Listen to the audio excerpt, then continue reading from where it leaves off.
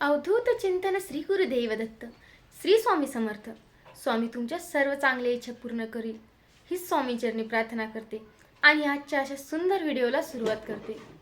तर आज आहे वर्षातली सर्वात आखरीचा दिवस.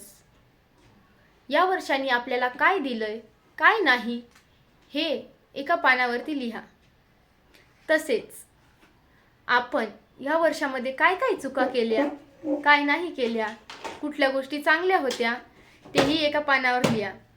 आणि पुढे तुम्ही कोणत्या चांगल्या गोष्टी करणार आहे, कोणत्या चांगल्या सवयी लावून घेणार आहे ते एका पानावरती लिहा. आणि मागच्या वर्षी केलेल्या चुका, जसं की 2023ला केलेल्या तुम्ही काही चुका, ह्या तुम्हाला जाळून टाकायच्या आहे. कारण वाईट मेमरी ठेवून काही उपयोगच नाही. आपल्याला फक्त आपल्यामध्ये चांगली मेमरीज ठेवायची आहे की कोणी माझ्यासोबत असं केलं तसं केलं, ह्या गोष्टी आपल्याला काही लक्षात ठेवायच्या नाही. कोणाचा कसाही भरोसा नाही. आज आपण आहो, उद्या आपण नाही राहणार.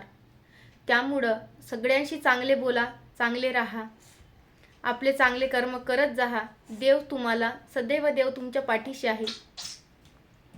कारण आपण जर वाईट विचार केला तर समोरचा आपल्याबद्दल त्याच्याहून वाईट विचार करतो. आपल्याला जर त्याने शिव्या दिलेल्या असेल आणि आपण त्याला बोललो, तो आपल्याला कमी समजेल की बघा तिचीच काही चूक असेल. पण आपल्याला माहीत आहे आणि आपल्या देवाला माहीत आहे की आपण कसं आहोत आणि समोरचा आपल्याशी कसं वागत आहे. त्यामुळे आपले कर्म हे चांगले ठेवा, निरंतर कर्म करत राहा. तर आज आपल्याला काय करायचं आहे आखरीच्या दिवशी, तर आपल्याला अतिशय सोप्या काही उपाय आहे. तर त्यामध्ये सर्वप्रथम तुम्हाला 108 वेळा आपल्याला सॉरी आय एम सॉरी असं म्हणायचं आहे. त्यानंतर दुसरा शब्द प्लीज फॉरगिव्ह मी. त्यानंतर तिसरं वाक्य आय लव यू आणि चौथं वाक्य थँक्यू. हे सगळ्या 108 वेळा तुम्हाला आज म्हणायचं आहे. हे कितीही असं काही नाही माड करत बसा असं नाही. तुम्ही बसून 108 वेळा म्हणायचं आहे. तुम्हाला बघा तुम्हाला काय वेगळं वाटते, तुम्हाला काय फरक जाणून येतोय मला नक्की कमेंट करून सांगा.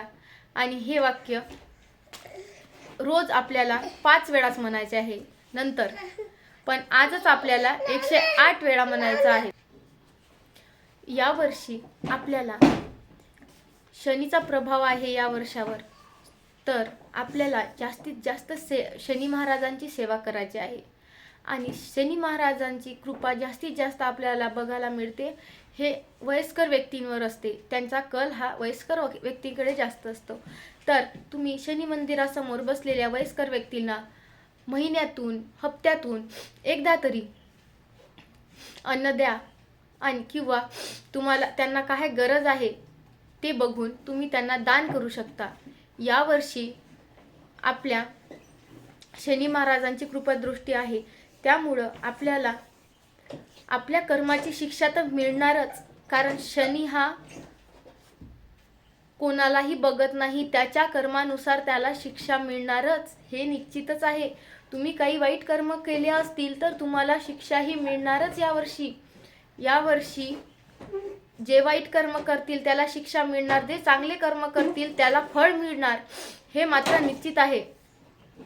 त्यामुळं तुम्ही चांगले कर्म करा यावर्षी.